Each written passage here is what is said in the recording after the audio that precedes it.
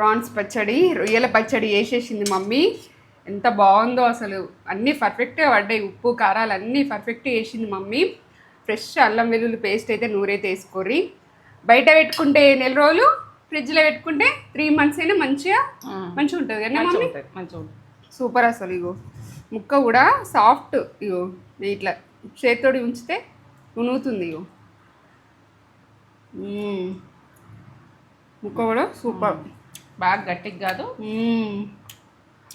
గట్టిగా కాదు, బాగుంది. అన్నీ కరెక్ట్గా పడ్డాయి. పక్కా కొలతలతోటి పెట్టింది మమ్మీ. వెంటనే మన యూట్యూబ్ ఛానల్ ఉంది కదా, నేత్ర ఛానల్, అందులోకి వెళ్ళి చూసి చేసేసుకోర్రి. Super recipe.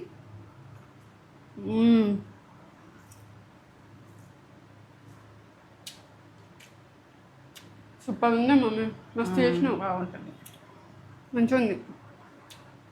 లైక్ చేయండి.